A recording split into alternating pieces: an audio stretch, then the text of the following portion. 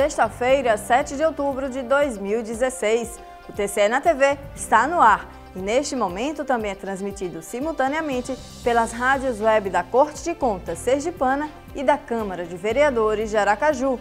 Está na hora de conferir os destaques desta edição. Reconhecimento. Corte de Contas Sergipana abre as portas para homenagear o primeiro Procurador da República do Estado. Fiscalização e controle. O Tribunal de Contas do Estado vai acompanhar a movimentação dos 250 milhões de reais retirados do Funprev para o pagamento de aposentados e pensionistas do Estado. Compromisso com a sociedade. O balanço semanal dos processos julgados pelos conselheiros durante as sessões das câmaras e do Pleno. E ainda no quadro Entrevista, o doutor e membro do Conselho Nacional de Educação, José Fernandes de Lima, fala sobre as mudanças na grade do ensino médio. Essas são as nossas manchetes de hoje e você vê a partir de agora no TCE na TV.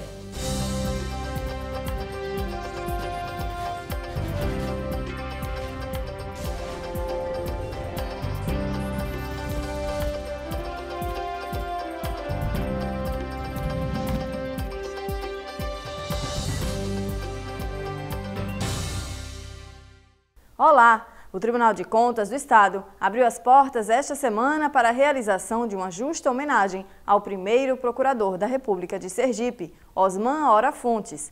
Amigos, parentes e autoridades estiveram reunidos na sede do TCE para celebrar o seu centenário. Confira os detalhes na reportagem de Tamires France e Mica Neto. O dia 3 de outubro foi para celebrar a data em que o sergipano professor Osman Hora Fontes completaria 100 anos. O advogado, que foi o primeiro procurador da República em Sergipe, deixou uma biblioteca rica em diversas áreas e um grande legado para a educação no Estado. Durante o evento realizado pelo procurador-chefe da Procuradoria da República em Sergipe, Heitor Alves Soares, e o conselheiro-presidente do TCE, Clóvis Barbosa de Mello, foi exibido um documentário sobre a vida do homenageado. Homem digno, probo, né? No momento em que a gente vive essa situação de hoje, que é a corrupção, né, dominando todas as entidades, todas as instituições, a sua ausência, já que hoje estamos comemorando 100 anos dele, faz muita falta. Foi exposto também um ambiente que continha o gabinete de trabalho do homenageado, com as memórias dele. Encontramos uma riqueza muito grande, um acervo maravilhoso. Podia-se perceber claramente que Osman tinha a noção da importância dele como homem público no estado de Sergipe, porque ele guardava as coisas mais pitorescas, os seus planos de aula, todas as suas carteiras funcionais, o seu diploma, todos os textos que escrevia como paraninfo das turmas de direito que o convidavam, enfim, os telegramas que ele recebeu na época em que ele foi nomeado para ser procurador da República em Sergipe, enfim, ele guardava suas memórias e isso facilitou muito o trabalho de todos nós na organização desse evento. Na ocasião, a deputada Ana Lúcia, filha do homenageado, fez a doação do acervo de livros para o Ministério Público Federal em Sergipe. A biblioteca dele construiu a vida dele, ele se constitui nessa biblioteca a partir dos 12 anos de idade. E nós estamos entregando, né, essa vida ao Ministério Público Federal, porque ele praticamente foi o primeiro procurador da República aqui no nosso estado. Durante 37 anos, todas as promoções foi por mérito, porque ele nunca aceitou sair de Sergipe. E eu acho que está na hora, e era um sonho dele, né, que essa biblioteca fosse doada para que estudiosos, pesquisadores, os estudantes que não têm acesso nem condições de comprar livros, tivessem acesso. Aí nós temos uma biblioteca rica na área da literatura, na área do direito, na área da sociologia, da psicologia, né, das religiões, enfim, todas as áreas de conhecimento. O paizinho era um bom leitor. Muita alegria, né, primeiro de tê-lo como tio, né, de ter aprendido tanta coisa com ele, né? Porque, por exemplo, o meu gosto pela leitura, né? Eu lembro quando eu era pequeno, eu ia na biblioteca dele e achava um mundo, né? Aquele livro, como é que uma pessoa pode ler tanto, né? Então isso sempre foi muito incentivador na minha vida profissional até hoje, então eu com muito orgulho 3 de outubro, justamente na data em que o professor Osman comemoraria 100 anos, alguns ex-alunos reconheceram o ser humano extraordinário que ele era, desses que nascem para marcar a história. Osman, o homem, foi um ser extraordinário, desses que nascem para marcar os séculos. Como advogado, foi primoroso, leal, combativo e preparado. Como professor, foi um mestre que nos deu mais do que lições de direito, mas sobretudo lições de vida. E como procurador da República, foi um privilégio. Eu, no começo da minha carreira e ele já na metade da sua existência, nos encontrarmos aqui em Sergipe. Só assim, eu tive a felicidade de conhecer Osman, conhecer Sergipe e ficar aqui para o resto de minha vida. Atualmente, a cadeira de número 25, que era ocupada pelo professor Osman, é representada pelo desembargador Paulo Gustavo Guedes Fontes. Um sentimento de muito orgulho. Eu ocupo uma cadeira que homenageia o nome e a memória de Osman Ora Fontes, que foi um homem marcante na vida pública sergipana, seja como procurador da República, seja como professor de direito. Ele marcou toda uma geração de alunos que hoje tentam aplicar seus ensinamentos, que foram de comprometimento com a justiça, comprometimento social e de muita honestidade, muita probidade na vida pública. É um exemplo a ser seguido pelos homens públicos em geral, pelos advogados, pelos procuradores e juízes. O procurador-chefe do Ministério Público Federal em Sergipe, Heitor Soares, disse que aproximadamente 11 mil livros vão ficar à disposição de estudiosos, estudantes e toda a sociedade na biblioteca do MPF. Nós recebemos com muita alegria, muita honra saber que todo o acervo bibliográfico do nosso colega Osman vai ser disponibilizado ao MPF, isso vai fazer parte da nossa biblioteca e também vai estar disponível ao público para se quiser fazer alguma consulta, fazer alguma pesquisa, enfim, não ganha só o MPF, ganha a sociedade sergipana como toda. A seguir, o Tribunal de Contas vai monitorar a movimentação dos recursos do Funprev para o pagamento de aposentados e pensionistas do Estado. E ainda, a gente traz o balanço semanal dos processos julgados esta semana pelos conselheiros do órgão de fiscalização e controle do Estado. Não saia daí, TCE na TV volta já. Febre alta, dor nos olhos, dores e manchas pelo corpo? Cuidado, você pode estar com dengue. Ao serem observados os primeiros sintomas da doença, procure orientação médica. Não perca tempo. A forma mais grave pode matar. E lembre-se, o combate à doença começa com a prevenção. Não deixe água parada em vasos e lavanderias. Os locais são propícios para a proliferação do mosquito Aedes aegypti. Os terrenos baldios também devem ser limpos frequentemente. Todos unidos contra a dengue. Apoio. Tribunal de Contas de Sergipe.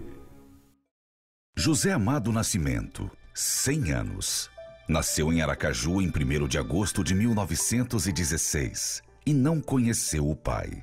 Cursou a Escola Técnica de Comércio e o Senac Rio de Janeiro. Diplomou-se em Ciências Jurídicas e Sociais pela Faculdade de Direito de Sergipe. Na antiga capital federal manteve contato com o pensamento católico de Alceu Amoroso Lima. Dirigiu o jornal diocesano A Cruzada.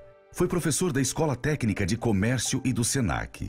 Ensinou nas faculdades católica de Filosofia, de Ciências Econômicas e de Direito da Universidade Federal de Sergipe. Assessor do governo Lourival Batista, foi dos primeiros conselheiros do Tribunal de Contas que presidiu por 2 vezes.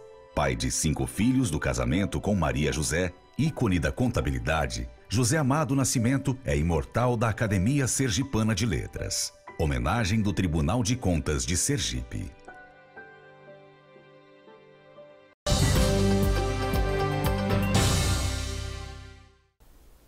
Já estamos de volta e desta vez para informar que o Tribunal de Contas de Sergipe vai monitorar a movimentação dos 250 milhões de reais retirados do Funprev pelo governo do estado para o pagamento dos aposentados e pensionistas. O assunto é um dos destaques de hoje do Giro de Informações.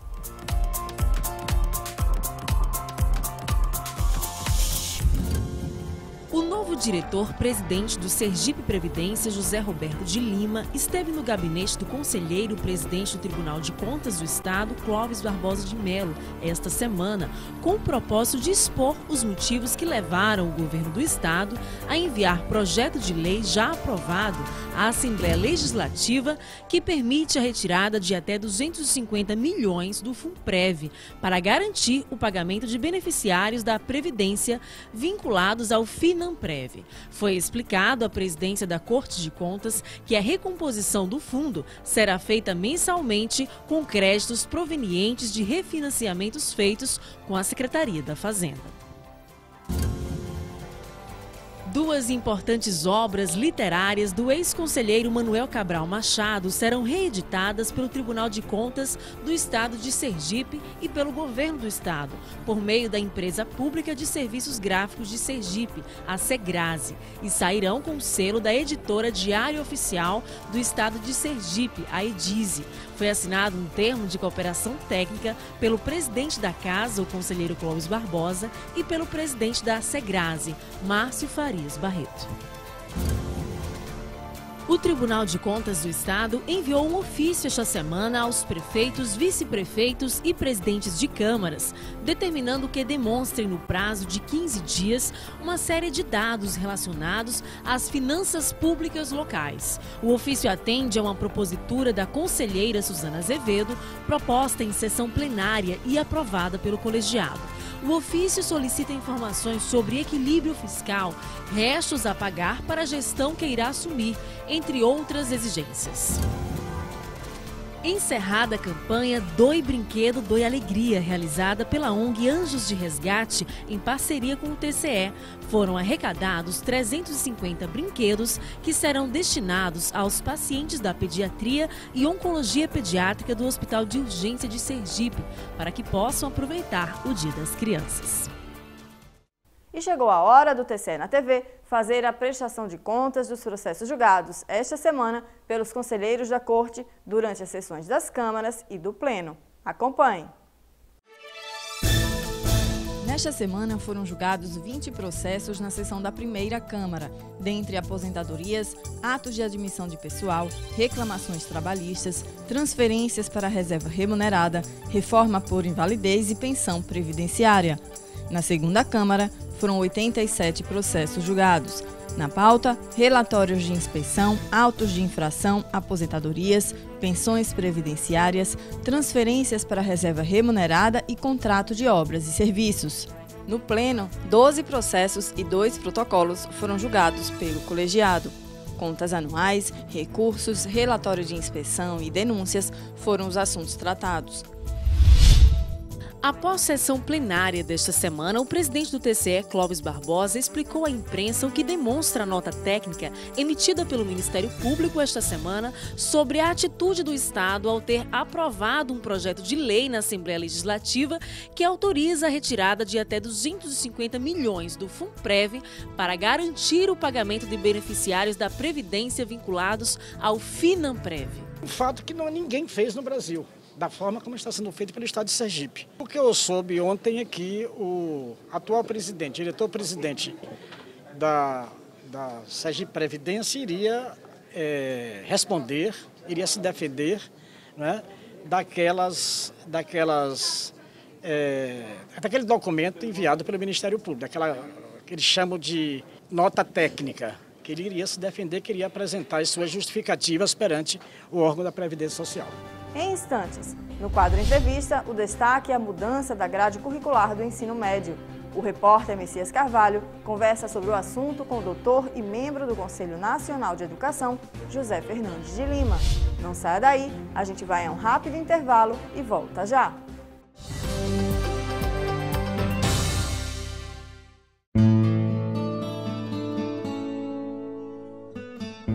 Memórias. Tribunal de Contas de Sergipe. Nascido em Aracaju, o contador e economista Carlos Alberto Barros Sampaio integrou a primeira formação de conselheiros do Tribunal de Contas do Estado. Na Corte Sergipana, Carlos Alberto Sampaio foi vice-presidente e presidente por 2 vezes, além de corregedor-geral. Carlos Alberto Barros Sampaio morreu em Aracaju no dia 9 de julho de 1996. Memórias. Tribunal de Contas de Sergipe. Manuel Cabral Machado, 100 anos. Nasceu em Rosário do Catete, no dia 30 de outubro de 1916. Criado em Capela, bacharelou-se em Direito na Bahia. Ocupou cargos de destaque. Foi secretário de 3 governos, deputado estadual e vice-governador. No Tribunal de Contas do Estado, marcou história como o primeiro presidente do órgão, fundado em 1970. Cabral Machado se destacou como professor e ajudou a fundar as faculdades de Ciências Econômicas, Direito, Filosofia e Serviço Social da Universidade Federal de Sergipe. Escritor e poeta, foi membro da Academia Sergipana de Letras e da Academia Brasileira de Ciências Sociais. Ele teve 6 filhos com a capelense Lurdinha. Ele considerava imprescindível para o homem as atividades religiosas e políticas. Manuel Cabral Machado morreu em 13 de janeiro de 2009, aos 92 anos. Homenagem do Tribunal de Contas de Sergipe. No quadro Entrevista desta semana, o repórter Messias Carvalho bate um papo com o doutor e membro do Conselho Nacional de Educação, José Fernandes de Lima. Na pauta, as mudanças anunciadas pelo governo federal na grade curricular do ensino médio. Veja.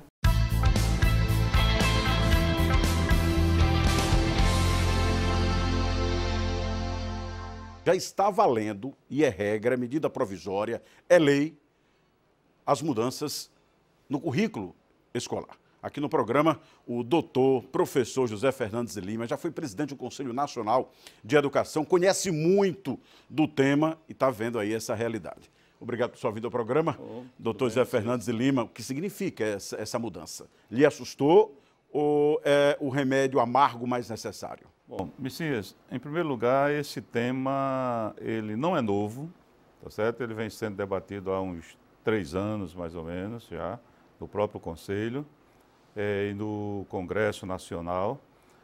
E essa medida provisória também não traz, assim, muitas novidades. O fato de ter sido colocado como medida provisória cria um impacto muito grande, dá a impressão que a gente está fazendo uma grande transformação, mas quando você vai olhar item por item, as propostas não são assim tão revolucionárias, não.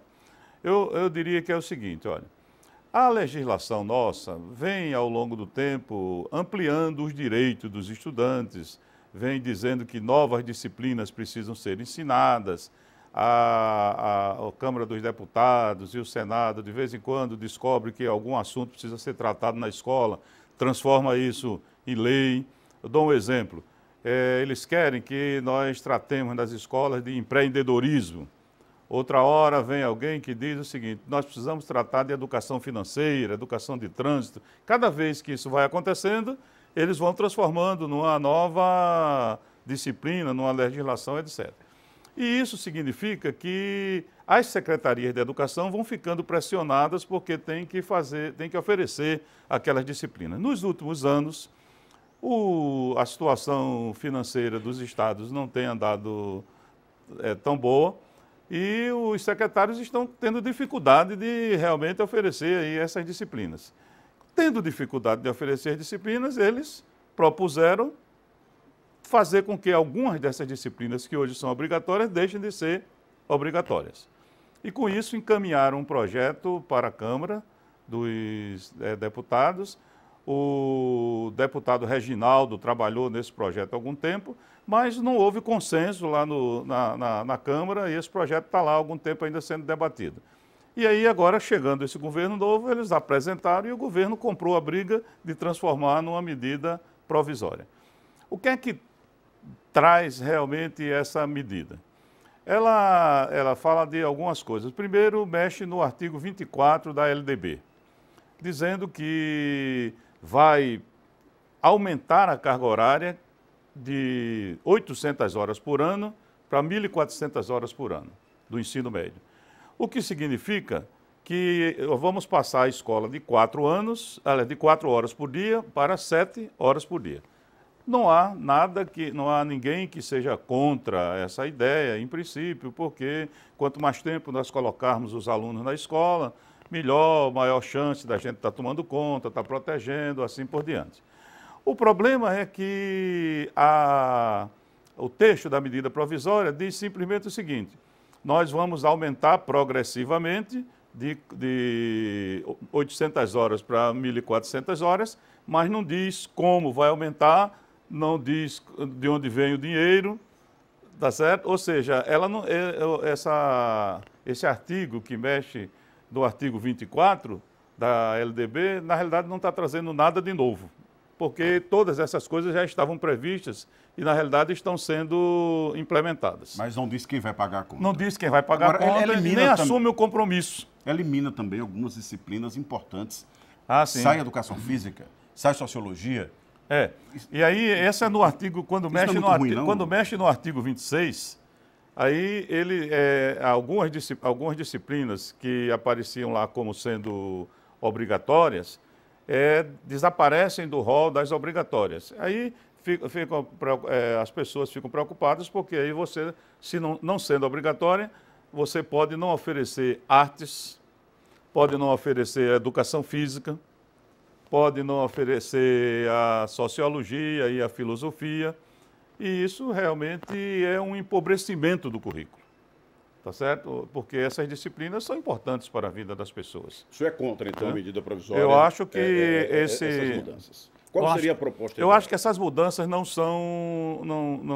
trazem nada de novo, elas promovem um certo engessamento, diferentemente do que é dito da proposta, que eu acho correto, eu entendo o posicionamento dos secretários, eu entendo o interesse do governo de querer melhorar, mas eu acredito que essa melhoria ela não precisa vir através de lei, nem muito menos de medida provisória. O que nós estamos precisando fazer na educação no Brasil é dar as condições para que as escolas funcionem e cobrar dos diretores, dos professores, para que elas funcionem. A lei que existe hoje não impede nenhuma escola de funcionar bem, tá certo? Tanto é que nós temos umas que são excelentes e temos outras que são ruins, com a mesma lei que nós temos hoje. A medida provisória, ela mexe também no artigo 36 da LDB. Quando mexe no artigo 36, ela diz que agora o ensino médio deverá ser oferecido por ênfases, tá certo? Por itinerários formativos diferenciados. Ou seja, o Estado pode dizer que aquela turma vai ser focada só em matemática, ou só em língua portuguesa, ou só na área de ciências humanas, ou na área de ciências da natureza, ou na área de trabalho. Ele relativiza a importância o peso das matérias, de acordo com a opção que a turma faça, ou que o aluno faça, se é na área de humana, se é na área de exata. O senhor não acredita que essa fórmula dê certo? A minha preocupação é exatamente a seguinte: ora, se nós estamos com dificuldade hoje de oferecer essas disciplinas, para poder você realmente dizer que você está dando um direito e está flexibilizando para o estudante, você tem que assumir o compromisso que em cada escola você vai oferecer todas as opções. Porque se você chega no município, você só oferece uma opção, então o indivíduo que deseja ter ênfase numa outra opção, ele vai ter dificuldade, vai ter que mudar de município e assim por diante. Essa proposta é parecida com a que nós tínhamos na década de 60. Antigamente, nós tínhamos, muitas pessoas que estão ouvindo aí e vendo devem lembrar, nós tínhamos o clássico e o científico. Nós tínhamos duas alternativas e tínhamos mais também o contabilidade, o industrial e assim por diante. Nós estamos, de alguma maneira, tentando voltar essa mentalidade do clássico, do científico, etc. Então, é um pouco preocupante quando a gente ainda não está assumindo o compromisso de garantir que todas as pessoas vão ter as opções. Então, o senhor tem brigado muito, professor, por uma questão que se chama qualidade na educação. Então, esse norte aí que está sendo dado pelo governo não vai mudar muito essa realidade, que, aliás, é muito bem definida por um ex-ministro, quando ele dizia que no Brasil se finge que ensina e se finge que aprende. Ou seja, é uma tragédia para a educação. O que eu digo é o seguinte, é que nós estamos precisando trazer mais recursos para a educação, mais gestão para a educação, mais compromisso para a educação, e trazer esses ingredientes é mais importante do que ficar modificando regras, etc., porque essas modificações de regras não são consensuais e elas terminam postergando a solução da melhoria da qualidade da educação. Então, é essa que é a preocupação. Agora, eu entendo muito bem que as secretarias estão com dificuldade para fazer isso, mas talvez essa não seja a melhor solução de ter esse encolhimento. Agora, quando o governo lançou mão da medida provisória, ele justificou o seguinte, olha, todo mundo diz que deve melhorar a questão da educação, que tem que mudar. Há décadas que se discute, não se chega ao consenso. Ele vai impor, através de medida provisória, a mudança. Está valendo, é lei. O que é que o senhor acha que precisa ser feito agora pelos secretários de educação? Sim, não tenha dúvida. O que vai acontecer é o seguinte, as secretarias de educação irão organizar o que os próximos cursos, a partir do próximo ano, já dentro dessas novas características. E, obviamente, espera-se que, ao organizar isso, garantam que não vai faltar nenhum professor, garantam que... Porque, se não fizer isso, não vai ter melhoria. Só a reorganização não vai implicar em nenhuma melhoria. Então, o grande passo é esse. Agora vai ter essa reorganização. A partir do próximo ano, você vai dizer que tem uma ênfase nesse assunto, ou que vai ter uma ênfase no outro assunto. Tem um outro dado interessante que aparece aí nessa medida, que diz que para o caso da educação profissional, você não vai exigir a licenciatura, tá certo? Não vai exigir que ele seja licenciado, vai poder fazer um teste com um profissional e colocar. Isso é uma coisa que pode parecer polêmica, mas é uma necessidade que se impõe, tá certo? A notória especialização.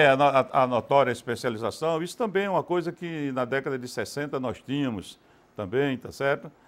Você fazia um exame e depois era chamado exame de suficiência, aí você saía de lá com um diploma que lhe permitia ensinar. Talvez nós estejamos voltando a essa situação. Então, a minha preocupação é a seguinte, no primeiro momento não muda nada. Essa ideia de dizer que vai passar para 7 horas por dia, isso já estava estabelecido, tá certo? Na própria, sinalizado na LDB, e já estava estabelecido na Lei 13.005 de 2014, que é a lei que fez o Plano Nacional de Educação, que estabelece que até 2024, pelo menos a metade das escolas estejam nesse ritmo, né, com 7 horas. O que essa medida provisória poderia fazer seria estabelecer agora um calendário mais efetivo, tá certo? Um compromisso mais efetivo. Aí estaria melhorando. Então, eu diria o seguinte, se eu tivesse que apresentar algumas emendas para essa medida provisória, eu diria, primeiro, assuma um compromisso dizendo como é que você vai fazer para que a gente passe de 4 horas para 7 horas. Porque no que está escrito aí não tem, é só uma boa intenção. Segundo, assuma o compromisso de que não vai deixar nenhum estudante sem a condição de estudar, se ele quer a área de exatas ou se ele quer a área de humanas. Tá certo? E terceiro, assuma o compromisso de que não vai faltar professor, tá certo, em nenhuma escola. Se colocar essas observações, eu simpatizo. Sem colocar isso, nós estaremos na mesma posição que estamos hoje. Agora, professor, efetivamente não fica na mesma posição, porque tem uma lei que estabelece, que obriga essas mudanças. Ele não combinou, né, o jogo com o outro lado, né, para ter esse resultado. Vai valer já, estamos chegando daqui a pouco ao final do ano, já em 2017. O senhor prevê um desastre nessa implementação? Não tem muito desastre aí pelo seguinte, Messias. o que está dizendo nessa legislação não acrescenta em absolutamente nada do que já estava escrito. Porque a legislação atual diz: a Secretaria de Educação pode organizar a escola do jeito que quiser. Isso é mais amplo do que qualquer... se você colocar 5 alternativas. Do jeito que está dizendo hoje, pode fazer do jeito que quiser. Qual é a dificuldade? É que, como tem uma decisão, um problema político de negociação das secretarias com os professores, etc., eles não conseguem implementar isso. Eu sei muito bem, porque eu passei aí, eu sei as dificuldades, o governo é fraco, os professores reclamam, não tem isso, não tem aquilo e tal. Aí, eles estão, para fazer o que a lei diz hoje, é que nós estamos trazendo uma nova lei. Tá certo? Então, o que eu digo é o seguinte: se só trouxer uma lei e não efetivar de verdade, não vai mudar nada, porque a lei de hoje ela já permite fazer tudo isso que nós estamos propondo aí. É só mais uma lei num país que já produz muita lei e mais uma de letra morta. Agora, tem uma coisa interessante, não podemos dizer que é tudo só ruim, tá certo? Tem uma coisa interessante que é o seguinte: primeiro, está colocando na mesa a discussão, porque ela estava um pouco inibida, tá certo? Está colocando na mesa, as pessoas vão ter que pensar sobre isso, tá certo? Está funcionando, não está funcionando, qual é o problema? Então, isso é uma grande oportunidade que cada sistema estadual ou municipal vai ter para fazer esse debate. E aí sim, a Secretaria da Educação vai poder puxar para si, vai negociar com a sua Assembleia Legislativa, com a sua Câmara, para tomar algumas decisões, sejam relativas ao investimento, sejam relativas à normatização, tá certo? Exigência para diretores, professores, etc. Então, eu vejo como o lado bom de ter saído esse documento, exatamente essa provocação, tá certo? E a colocação desse assunto em tela. Agora, a estrutura em si do documento, eu acho que não traz grande novidade, não. Professor, muito obrigado por sua vinda a esse programa. Mais uma vez, nós discutimos um assunto que é importante, que é transformador, que é a educação. E o TCE na TV de hoje fica por aqui, mas o programa segue na internet. Basta acessar www.tce.se.gov.br. Outras opções pelas rádios web da Corte de Contas Sergipana e da Câmara de Vereadores de Aracaju, sempre nos horários de 11h15 da manhã e às 6 da tarde. Um ótimo fim de semana, a gente volta a se ver na próxima sexta-feira. E eu espero você!